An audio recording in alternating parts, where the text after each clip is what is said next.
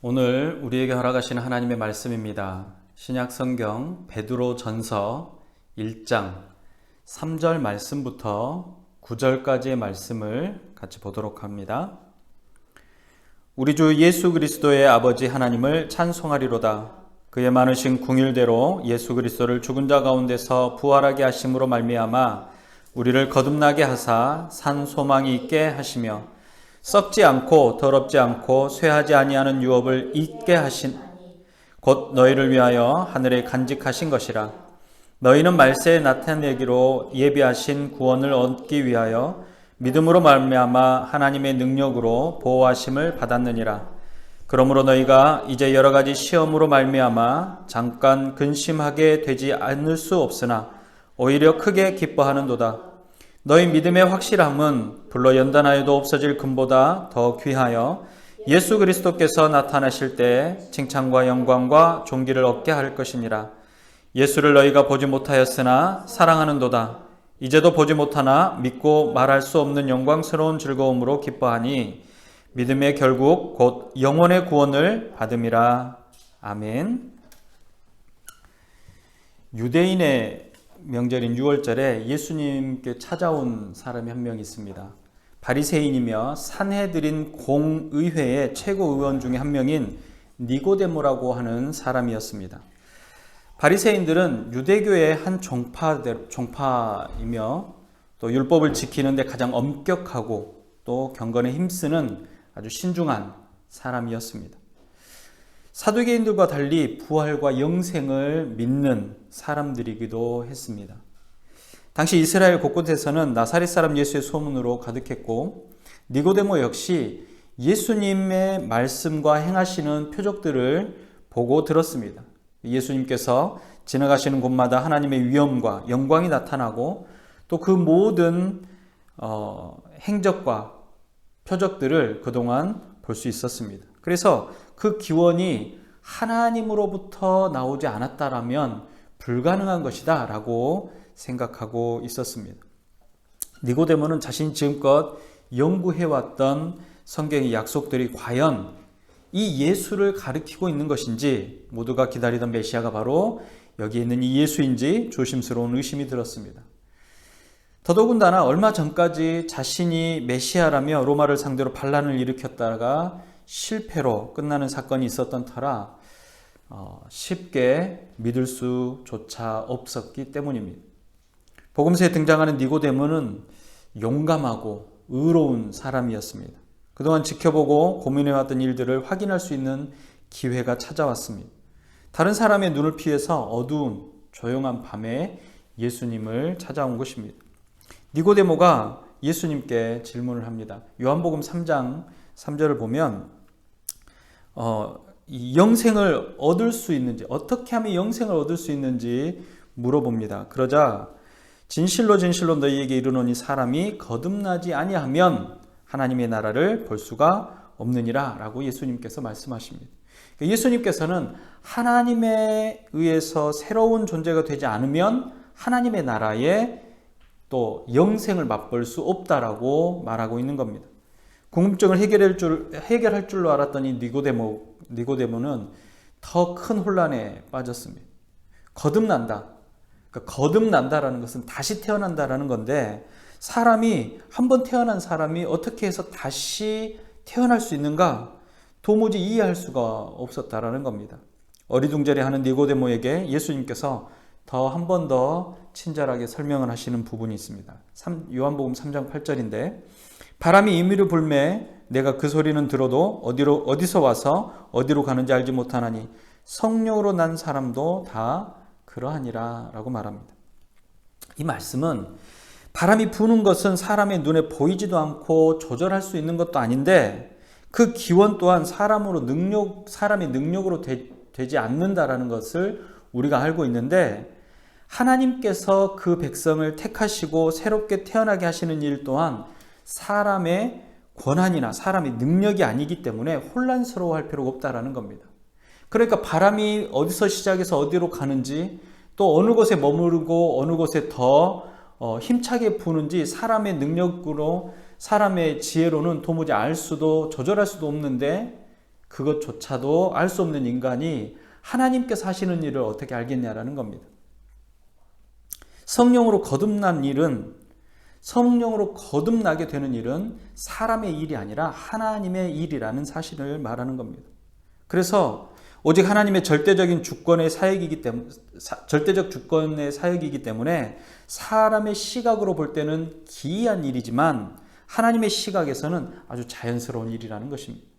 바리새인이었던 니고데모는 성경에 대해서 어느 누구보다 뛰어난 통찰력과 이해력을 가지고 있던 사람이었습니다. 그럼에도 불구하고 예수님의 말씀은 도무지 이해하기 어려웠다라는 겁니다. 그런 니고데모에게 예수님께서 부활과 영생의 비밀을 다시 한번 설명해 주십니다. 죽음의 공포가 온 땅을 덮을 때 모세가 들었던 불뱀을 쳐다보는 사람마다 죽지 않고 생명을 얻었던 것처럼 메시아도 모든 사람들이 쳐다볼 수 있도록 들리게 될 것이고, 이를 믿어 메시아를 쳐다보는 사람만이 영생을 얻게 될 것이라는 겁니다.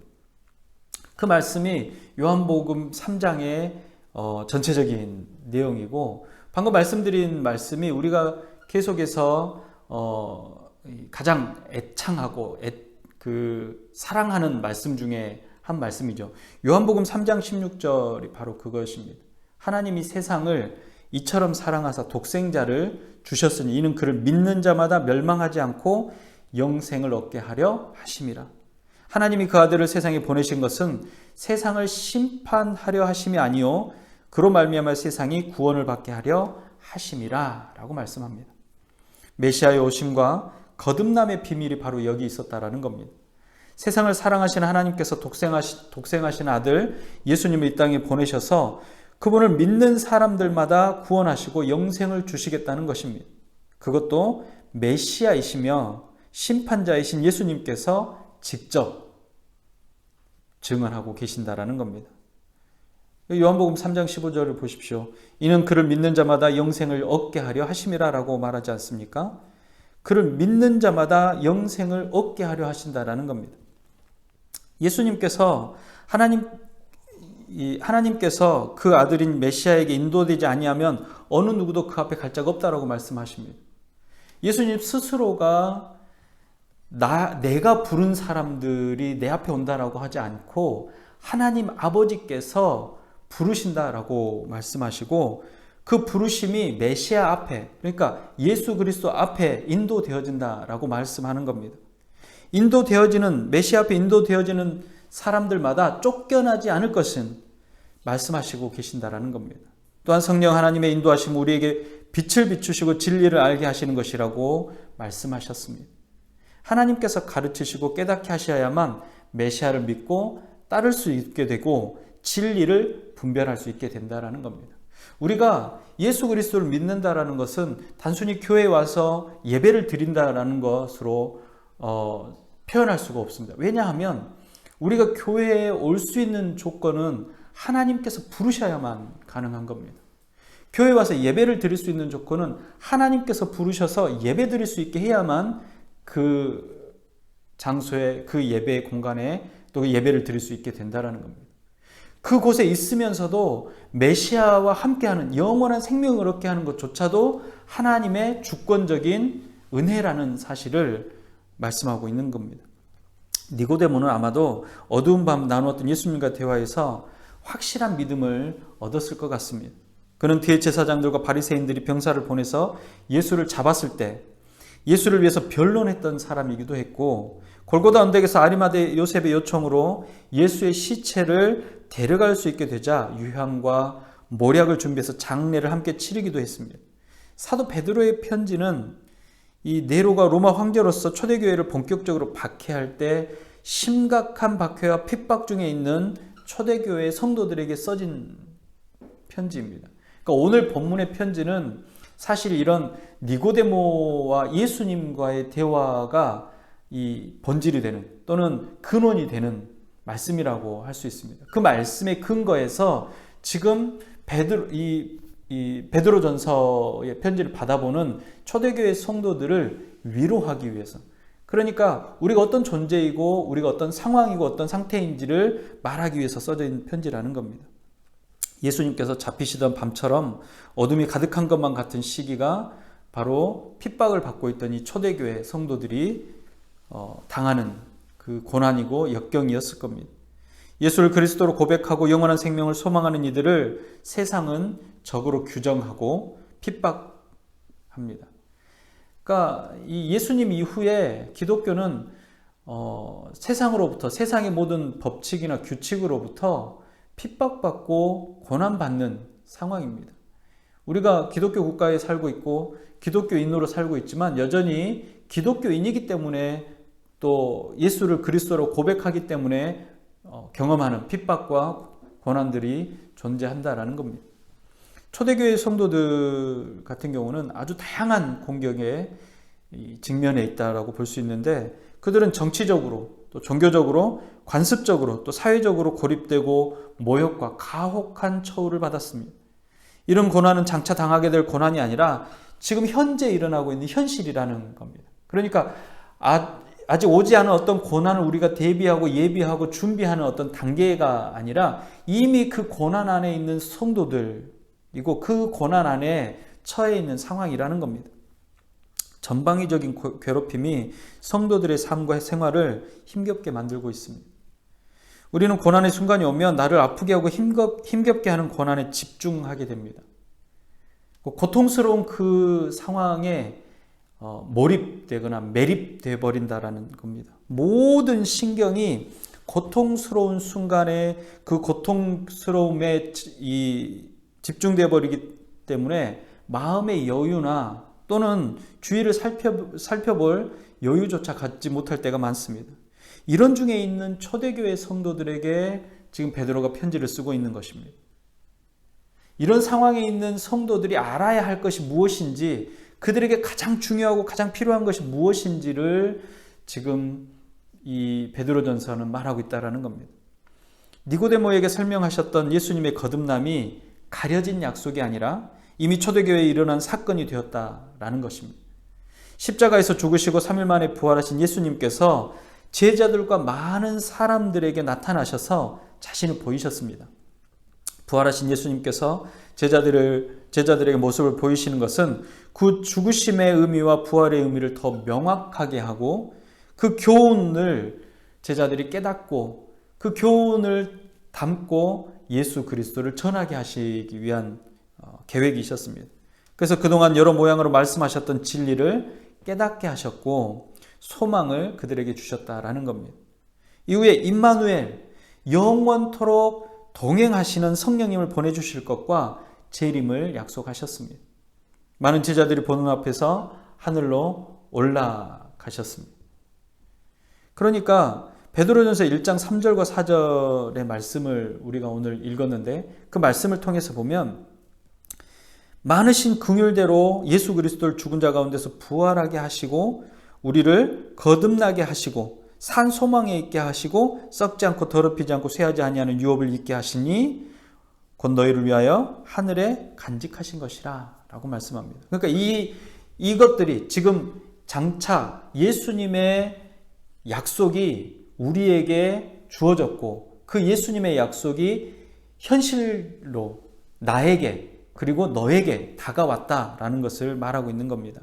하나님께서 높이 들린 메시아를 믿는 성도들을 거듭나게 하시고 새 생명을 주신다는 겁니다. 마치 장대 위에 높이 매달린 놋뱀을 보면 불뱀에 물렸던 사람들이 생명을 얻었던 것과 같이 죄와 사망의 권세 아래에 있는 암흑과 같은 시대에 있는 좌절과 절망과 공포의 상황에 있는 하나님의 백성들, 하나님께서 예수 그리스도 앞에 인도하신 그들에게 이런 소망을 주셨다라는 겁니다. 하나님의 주권적인 역사로 이루어진 거듭난 성도에게 산 소망, 그냥 없어지거나 생명을 다하거나 죽어버리거나 아니면 생명이 없는 그 어떤 것이 아니라 생명의 소망을 주셨다라는 겁니다. 죽은 것은 움직이기지도 소망을 품을 수도 없습니다. 죽어버린 것은 아무런 소용이 없습니다. 그러니까 우리가 육체가 있고 생명이 있을 때 세상에 있는 것들은 사실 의미가 있습니다. 생명이 있는 사람이 관계에 의미가 있는 겁니다. 생명이 없으면 그 관계는 의미가 없습니다. 우리가 아무리 친하고 아무리 가깝고 우리의 가족이고 우리의 친척이고 우리의 친구일지라도 내가 죽으면 그 친구들과 나와는 아무런 관계가 없이 되어버린다는 겁니다. 그 가족들과도 마찬가지입니다. 죽으면 끝나는 겁니다. 연결되어지지 않습니다. 완전히 분리되어 버리는 겁니다. 내가 사장이고 내가 회장이고 내가 교수고 내가 어떤 중요한 역할을 하는 혹은 아무리 훌륭한 일을 했던 사람이라고 할지라도 그가 죽은 이후에는 여전히 회장도 아니고 여전히 사장도 될 수가 없고 여전히 그 역할을 담당하는 사람이 될 수가 없다라는 겁니다. 생명이 다하면 세상과 분리되는 겁니다. 모든 연결의 고리들이 단절 끊어져 버린다라는 겁니다. 그런데 그런 죽음에 직면한 사람들, 그 죽음을 알고 있는 사람들에게 살아있는 것에 대한 소망을 주신다라는 겁니다. 생명의 소망을 주신다라는 겁니다. 여러분, 살아있다라는 것은 연결되었다라는 것. 살아있다라는 것은 관계가 계속해서 지속된다라는 겁니다. 그 본인에게는 어떤 일들이 일어나느냐? 계속 자라나고 성장하게 된다라는 겁니다. 커져간다라는 걸 말합니다. 이 소망의 근거는 예수의 부활로 인해서 주어진 소망입니다. 이 소망은 장차 올 마지막 때를 기다리는 것만을 말하는 것이 아니라 보다 적극적으로 현재를 살아갈 수 있도록 해주는 소망입니다. 거듭난 성도, 새롭게 태어난 하나님의 가족이 된 성도들은 기업을 얻게 됩니다. 이 기업은 자연의 법칙을 따라 소멸하거나 전쟁으로 파괴되는 세상의 기업이 아니라 하나님께서 지키시고 보존하는 하늘나라의 하늘의 기업입니다. 하나님께서는 전능하신 능력으로 이 구원을 온전히 이루셨습니다. 교회와 성도는 하나님께서 부르시는 삶의 자리에서 구원의 소망을 이루고 기뻐하며 즐거워할 것입니다. 교회는 하나님의 온전한 구원이 나타날 때 그 마지막 때까지 소망을 품고 기뻐하며 즐거워하는 것입니다. 이 세상의 모든 것이 끝나고 죽음이 일어나고 종말이 일어나고 멸망이 일어나고 완전히 단절이 된 세상이 되었을 때 그 어떤 것이 의미가 있습니까? 생명이 있는 것만 의미가 있습니다. 그래서 마지막 때 천국을 또 영원한 생명을 소망케 하시는 것은 우리가 이 땅에서도 생명 있는 존재지만 이 땅을 떠나는 순간에도 생명 있는 존재로 남게 되었다라는 약속이고 뿐만 아니라 이 땅을 사는 동안에도 그 약속된 주인이라는 기업을 잇는 상속자라는 사실을 말하는 것입니다. 그러니까 세상에 핍박과 고난이 왔을 때 우리가 세상으로부터 애호싸움을 당할 때 그 현장도 하나님께서 우리에게 주신 기업이 된다. 하나님께서 우리에게 주신 소망이 된다라는 사실은 엄청난 비밀이라는 사실입니다. 내가 고난을 당하는 이 땅에 고난을 당하는 게 무슨 소용이 있습니까? 내가 이 세상에서 정말로 절망 가운데 있는데 그것이 무슨 소용이 있습니까? 라고 말합니까?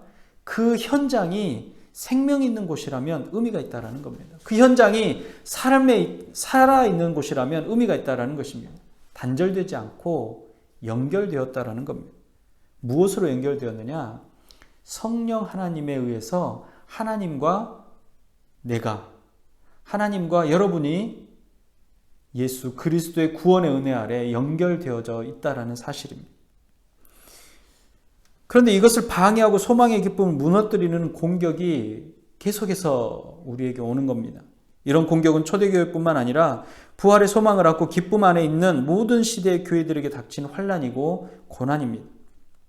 그러나 이 시련은 결코 교회를 무너뜨릴 수 없습니다. 오히려 이런 시련이 불로 연단하는 것 같아서 성도들을 더 정결하고 순결하게 성화시키게 될 것입니다.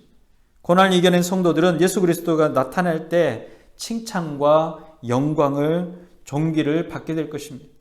예수님께서 십자가에 사망하시고 부활하신 현장에 있던 사람들은 이를 보고 경험한 사실이 되었던 겁니다. 예수 그리스도의 부활을 경험하고 예수 그리스도의 살아나심과 예수 그리스도의 변화되신 것을 보았다라는 겁니다. 그런데 우리는 2000년 전에 이 사건을 어떻게 볼 수 있습니까? 어떻게 믿을 수 있을까요? 어떤 근거로 예수님께서 부활하셨다는 사실을 믿을 수 있을까요?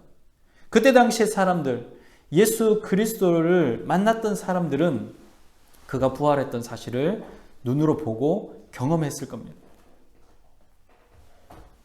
그 2000년 전의 사건을 우리가 믿을 수 있을까요? 예수님께서도 패역한 세대에 대해서 말씀하셨습니다. 진실로 진실로 너희에게 이르노니 우리가 아는 것을 말하고 본 것을 증언하노라. 그러나 너희가 우리의 증언을 받지 아니하였도다. 요한복음 3장 11절입니다. 그러니까 니고데모에게 했던 이야기 중에 아주 중요한 이야기입니다. 우리가 아는 것을 말하고 본 것을 증언하노라. 그러나 너희가 우리의 증언을 받지 아니하였다. 눈으로 확인하고 경험한 것도 믿지 못하는데 볼 수 없는 것을 도대체 어떻게 믿겠냐는 겁니다. 부활의 확실한 증거를 어디서 찾을 수 있냐는 겁니다. 예수님께서 잡히시던 밤에 로마로부터 민족을 해방케 하고 나라가 세워질 때 큰 관직을 얻어서 부귀영화를 원했던 제자들은 절망에 휩싸였습니다. 왜냐하면 그 모든 것들이 무너지게 됐다라는 겁니다. 제자들은 예수님께서 잡히시자 놀라서 도망쳐 버립니다. 예수님께서 가장 사랑하셨던 제자들도 마찬가지입니다. 수제자 베드로는 예수님께서 어떻게 되시는지 보려고 멀찍이 떨어져서 구경했습니다. 자신을 알아본 여종에게 3번이나 거짓말하고 오히려 예수님을 저주하기까지 했습니다. 그 많던 제자들과 어디를 가나 따라다니고 연호하던 군중들, 그들은 어디 갔습니까? 다들 사라져 버렸습니다. 예수님께서 치료를 받았던 환자들 다 어디 갔습니까? 다 사라져 버렸습니다. 비겁하게 군중들 틈에 끼어서 혹시 잡혀가지 않을까 두려워하고 있었습니다. 결국 골고다 언덕의 십자가의 처형이 끝날 때까지 그 자리를 지킨 사람은 연약한 여인들과 극소수의 추종자들입니다. 예수님의 시체를 가져간 사람도 그 시체를 장례를 치른 사람도 예수님의 제자가 아니었습니다. 오히려 제자들은 자기들의 고향으로 흩어져서 도망가고 문을 꼭꼭 걸어 잠궜습니다. 숨어버렸습니다. 예수님에게 제자들이 그렇게 많았습니까? 12명의 제자를 특별히 세웠는데 그들조차도 그랬다라는 겁니다. 제자들에게는 예수님에 대한 소망이나 미래에 대한 확신이 없었던 겁니다. 그런데 놀라운 일이 일어납니다. 예수님의 부활을 제자들이 목격하게 되었습니다. 그리고 그들은 변합니다. 예수님께서 약속하신 성령을 받게 됩니다. 그들은 더 이상 두려워하지도 숨지도 않습니다. 담대해졌고 그들을 누구도 막을 수 없게 되었습니다. 그들은 담대하게 부활의 메시지를 선포하기 시작했고 부활의 메시지를 선포하던 많은 사람들이 그들의 믿음으로 인해서 죽임을 당했습니다. 부활의 메시지는 예루살렘에서부터 시작이 되었습니다. 예루살렘이 어떤 곳입니까? 예루살렘은 바로 예수 그리스도의 사형이 집행된 곳입니다. 예수 그리스도가 죽임을 당했던 곳이라는 겁니다. 처형되었던 시체가 묻혔던 곳이기도 합니다. 그를 동조하는 제자들이 감히 돌아다닐 수 없는 도시 아닙니까? 더더군다나 반역의 죄명으로 사회를 혼란스럽게 만든다는 반역의 죄명으로 죽게 된 스승을 변론할 수 있습니까? 그들이 처음 했던 행동처럼 다 도망가고 숨을 수밖에 없지 않습니까? 그런데 그들이 거리를 돌아다니면서 예수 그리스도의 부활에 대해서 증언했다라는 겁니다. 자신의 신념이 거짓이라면 죽음을 불사하고 어떻게 그렇게 자신의 신념을 이야기할 수 있습니까? 그것도 죽임을 당하면서까지 말입니다. 그들은 두려워하지도 않게 됐고 오히려 다니는 모든 곳마다 부활을 선포했다라는 겁니다. 만약에 예수님의 시신이 발견되고 부활이 거짓이라고 증명이 되어지면 그들은 웃음거리가 되고 그들이 지금까지 이야기했던 모든 것들은 다 거짓으로 치부될 것인데 그 현장에, 죽음의 현장에서 그 복음을 선포했다라는 사실은 부활이 사실일 수밖에 없는 증거라는 겁니다. 어느 곳에서도 예수의 시신이 발견되지 않았을 뿐만 아니라 이 모든 사건을 예루살렘에 오가는 많은 사람들이 보고 듣고 알고 있었던 이 순간에 그들에게 전했다라는 겁니다. 한두 사람이 환상을 보거나 커다란 충격에 정신이 이상해졌다라고 말할 수 없게 되어진 것입니다. 얼마나 많은 사람들이 예수 그리스도의 부활을 목격했습니까? 400여 명이 넘는 사람들이 예수의 부활을 목격하고 그것을 증언했다라는 겁니다. 또 한 가지는 유대인들이 생명처럼 여기고 엄격히 지키는 안식일이 지금 어떻게 됐습니까? 주일로 바뀌었습니다. 하나님께 예배를 드려지는 날이 주일로 바뀌었다라는 겁니다.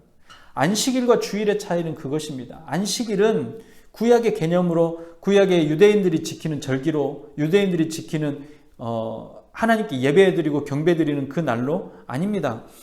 주일이 되어진 이유는 바로 예수님께서 안식 후 3일 만에 주일에 부활하셨기 때문에 그 주일에 부활하신 것을 기념하기 위해서 주일마다 우리가 예배를 드리게 된 것입니다. 2000년이 넘도록 안식일이 주일로 바뀌고 하나님께 예배를 드리는 것. 그러니까 주일이 바로 거듭난 영생을 얻는 날을 기념하는 날이기 때문에 그렇습니다. 니고데모에게 말씀하셨던 니고데모를 이해시키려고 하셨던 그 말씀이 이루어지고 그 이루어진 현장에 내가 있다라는 사실입니다. 그러니까 우리의 구원은 아주 개인적일 뿐만 아니라 우리의 구원은 바로 현재적이고 또 현실적이고 우리의 삶에 드러나는 것을 말하는 겁니다. 첫 번째 부활의 아침에 시작된 사건으로 세상이 변하게 되었다라는 겁니다. 제자들이 변했고 세상이 변한 겁니다. 부활의 가장 확실하고 분명한 증거는 제자들의 삶이 변했다라는 겁니다. 그 날을 주일로 기념하든 주일로 기념하지 않든 사실 이것은 사람들이 만들어낸 것입니다. 그것을 기념하자라고 한 것이죠. 그러나 그보다 더 중요한 본질, 그것은 뭐냐면 제자들이 변했다라는 겁니다. 예수가 그리스도됨을 전하는데 목숨을 걸었던 사도 바울은 고린도전서 15장에 이렇게 말합니다. 그리스도께서 만일 다시 살지 못하셨으면 우리의 전파하는 것도 헛것이요 또 너희의 믿음도 헛것이다. 모든 사람 가운데 우리가 더욱 불쌍한 사람이다 라고 이야기합니다. 그런데 예수는 죽은 자 가운데서 살아나셨고 생명의 소망이 되셨습니다. 자신의 변화된 삶으로 부활을 증거했던 베드로가 이야기합니다. 예수를 너희가 보지 못하였으나 사랑하는도다. 이제도 보지 못하나 믿고 말할 수 없는 영광스러운 즐거움으로 기뻐하니 믿음의 결국 곧 영혼의 구원을 받음이라 라고 말했습니다. 고난이 여러분들 앞에 있습니까? 그 고난의 원인이 무엇입니까? 물질입니까? 삶의 평안입니까? 성도의 고난은 메시아 되시는 예수 그리스도의 부활을 증거하는 삶이 원인이 되어야 합니다. 우리가 세상에 고난받을 이유는 바로 그것입니다. 그런데 우리는 세상의 고난을 잘못 이해합니다. 세상의 고난이 무엇입니까? 회사에서 퇴출되는 겁니까? 아니면 원하는 학교에 들어가지 못하는 겁니까? 아니면 장사가 잘 안 되는 겁니까? 아니면 지진이 나거나 해일이 일어나거나 또는 폭설이 오거나 또 태풍이 불거나 자연재해로 인해서 내 모든 삶의 형편들이 무너진 것입니까? 사실 그것은 세상의 이치이고 하늘의 이치입니다. 모든 사람이 공평하게 겪는 사람으로 태어나서 경험하게 되는 겁니다. 그 원인은 아담과 하와의 죄로부터 시작된 죄가 만들어진 결국이라는 겁니다. 그 우리 인간이 경험하게 되는 기본적인 삶이라는 것입니다. 그것을 고난이라고 할 수 없는 것은 실질적으로 우리에게 고난은 예수 그리스도를 메시아로 선포할 때 겪게 되는 것을 말하는 겁니다. 그것이 우리의 실질적인 고난입니다. 내가 예수를 믿기 때문에 그 회사에 갈 수 없는 것, 내가 그 학교에 가지 않는 것, 내가 선택하지 않는 것, 내가 세상으로부터 차별받는 것, 바로 그것이 우리에게 경험되어지는 고난이라는 겁니다. 고난이 원인으로 우리가 생각되어지는 것, 세상이 우리에게 주는 어려운 일들, 자연적으로 일어나는 그러한 일들이 우리에게 고난이 아닌 것은 그것을 통해서 우리가 하나님의 자녀로 하나님의 은혜로 더 풍족한 것을 누리고 하나님께 인도하심으로 더 안전한 삶을 누리거나 또는 새로운 경험을 하는 것, 얼마든지 하나님께서 은혜로 주실 수 있습니다. 그런데 우리에게 중요한 것은 생명입니다. 그 생명은 세상의 그 어떤 것으로 우리의 노력으로 받을 수 있거나 노력으로 구할 수 있는 것이 아닙니다. 오직 하나님께서 우리에게 주셔야만 가능한 것입니다. 고난의 날, 고난에 집중하게 되면 그 고난이 나를 에워싸고 나를 무너뜨리게 될 것입니다. 세상에 우리가 고난받을 때, 그 고난의 원인이 예수 그리스도를 인한 고난일 때, 복음에 합당한 삶을 살아내려고 할 때 방해받는 그 고난일 때, 우리는 그 현장에 고난에 집중하지 않고 우리를 인도하시는 하나님에게 집중해야 합니다. 내가 지금 이 고난을 받는 이유가 무엇이고, 이 고난이 내게 온 이유가 무엇이고, 이 고난이 내게 어떤 의미가 있는지를 생각할 수 있어야 한다는 겁니다. 니고데모가 예수님께 들었던 이야기들, 베드로가 지금까지 예수 그리스도의 부활 이후에 고난받는 모든 성도들이 기억해야 할 말씀이 무엇인지를 오늘 이야기를 하고 있는 것입니다. 성령의 역사하심이 여러분들의 삶 가운데 있으시기를 바랍니다. 하나님께서 여러분을 부르셨고 하나님의 자녀로, 하나님의 기업을 잇는 상속자로 부르셨습니다. 우리가 이 땅에서 누리는 것도 하나님의 상속이고 이 땅 이후에 누려지는 것도 하나님의 상속입니다. 그것을 마음껏 누리시는 여러분들이 되시기를 바랍니다. 부활의 기쁨이 여러분의 삶을 변화시키시기를 바랍니다. 우리의 변화된 삶이 우리를 통해서 부활을 목격하게 하고 경험하게 할 것입니다. 제자들의 삶이 변해서 예수 그리스도의 부활을 증명했던 것처럼 우리의 삶이 변해서 예수 그리스도의 생명과 부활과 구원을 세상에 증거하는 사건들이 되시기를 주님의 이름으로 축복합니다. 기도하겠습니다. 주님 감사합니다. 하나님이 부르지 아니하시면 그 어떤 인생도 예수 그리스도 앞에 올 수 없다라고 말씀하셨습니다. 그 부르심의 목적은 거듭나게 하심입니다. 다시 태어나게 하심입니다. 하나님의 권능으로, 하나님의 주권적인 선택하심으로 새로운 생명을 얻게 되는 것입니다. 예수 그리스도를 인하여서 새 생명을 얻은 민족이, 백성이 하나님께서 원하시지 않으면 쫓겨나지도 밀려나지도 사라지지도 않을 것입니다. 하나님께서 인도하신 백성들은 하나님께서 내치지 않으신다고 하셨습니다. 아버지 하나님, 이 약속을 믿고 그리스도 예수 안에 있게 허락하심을 기뻐하며 이 땅을 누릴 수 있는 주의 백성들이 되게 하여 주시옵소서. 거듭나지 아니하면 참 생명 안에 거할 수 없다고 하셨습니다. 그러나 우리 주님 앞에 나온 우리는 하나님께서 인도하시고 그 생명 안에 거하게 하셨사오니 이 부활의 권능 아래 생명을 누리며 삶을 살아가고 우리의 삶에 변화되는 삶을 통하여서 세상 또한 우리가 그리스도의 제자인 것을 알게 하시고 예수 그리스도의 생명을 전할 수 있도록 허락하여 주시옵소서. 주의 부활하심을 우리의 삶을 통하여서 전달하는 매개체가 될 수 있게 허락하여 주시옵시고 우리의 삶의 자리에 하나님의 영광이 드러나며 하나님의 나라가 확장되어져 가는 역사가 있도록 인도하여 주시옵소서. 세상에 오는 많은 고난과 역경들이 자연재해나 또 사고나 사건들 통해서 우리를 힘겹게 하고 어렵게 합니다. 우리 인생은 연약한 존재이고 그럴 수밖에 없는 존재이기 때문에 그 아픔과 고통 가운데 쌓여 있을 때가 많습니다.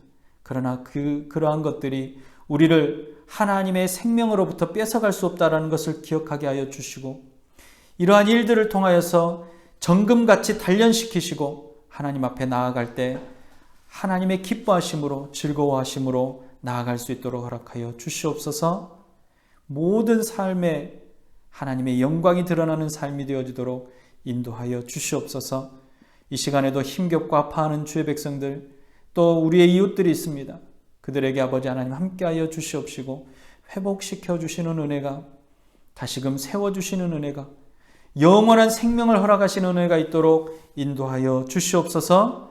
복과 은혜로 더하시는 우리 구주 예수님의 이름으로 감사하며 기도드리옵나이다. 아멘. 기도하겠습니다. 지금은 우리를 구원하신 예수 그리스도의 은혜와 하나님 아버지의 무한하신 사랑하심과 성령님의 감화, 감동, 위로, 교통 충만케 하시는 은혜가 예수를 그리스도로 메시아로 참 생명의 소망으로 믿어 의심치 않고 하나님의 인도하심을 쫓아 예배드리며 하나님의 나라를 삶 가운데 드러내기를 원하는 주의 모든 백성들의 머리 위에와 각 가정과 지역과 교회 위에, 특별히 사랑하는 우리들의 이웃들의 머리 위에 이제로부터 영원토록 함께 있을지어다. 아멘.